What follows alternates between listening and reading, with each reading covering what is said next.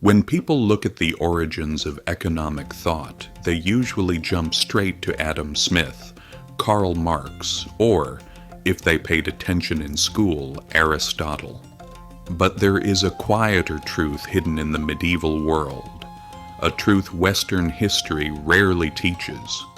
Nearly 1,000 years ago, before capitalism or central banks existed, a Muslim thinker issued a warning that still echoes in every financial crisis today. He said, "When money loses its moral compass, societies begin to consume themselves from within. And looking at the world we live in, he may have understood us far better than we think." Welcome to financial history, where money, power, and history collide, and nothing is ever as simple as it seems. To understand Al-Ghazali, you have to imagine a world that feels both familiar and foreign.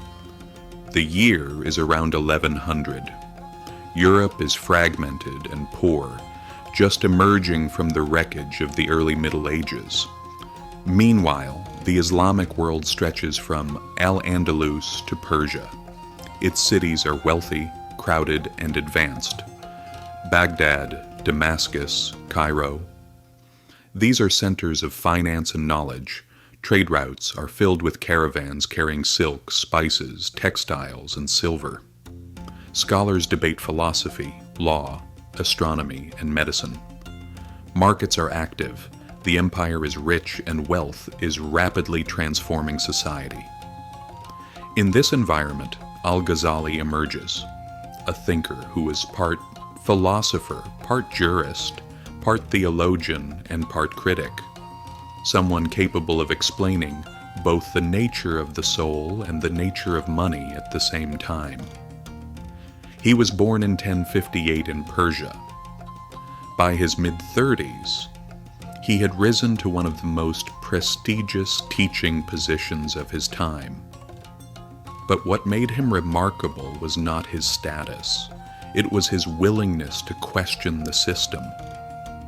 He saw a world where wealth was increasing and markets were expanding, yet something felt wrong. A society attached to money but drifting away from meaning. An economy strong on the outside but decaying from within. He asked a simple but powerful question. What happens when a civilization becomes rich before it becomes wise? To answer this, he turned his attention to money itself. This is where most people are surprised. Al-Ghazali was not just a religious thinker. He was one of the earliest philosophers to analyze money in moral and systemic terms. For him, money was not something to be worshipped, a symbol to be hoarded for status. It was simply a tool. He compared money to a mirror. A mirror has no value on its own. It gains value from what it reflects. Money is the same. Its worth comes from enabling production, trade, and cooperation. From this came one of his key ideas. Hoarded money is dead money. Wealth locked away and removed from circulation harms society because it does not contribute to the economy. It does not create work. It does not support trade. He described this as freezing the bloodstream of society. He also argued, speculation destroys trust. Price manipulation, exploiting crises, creating artificial scarcity. He saw these not as intelligence, but as moral corruption. He was not against profit. He supported trade. But he believed that without honesty, markets collapse. Because in his view, the economy is built on trust. Another key idea, labor has value, unearned wealth is dangerous. Societies grow stronger when people contribute, and weaker when they exploit. He was also clear about the role of the state. Debasing currency, reducing gold or silver content, is a form of theft, because it hurts the poor the most, destroys trust, weakens the system. According to him, rulers should protect markets, not manipulate them. His strongest warning was this: A society can survive poverty, but it cannot survive corruption. Economic collapse does not come from a lack of resources, but from a loss of trust. He also deeply understood human behavior. People hoard out of fear. They speculate out of greed. They cheat when they think they won't be caught.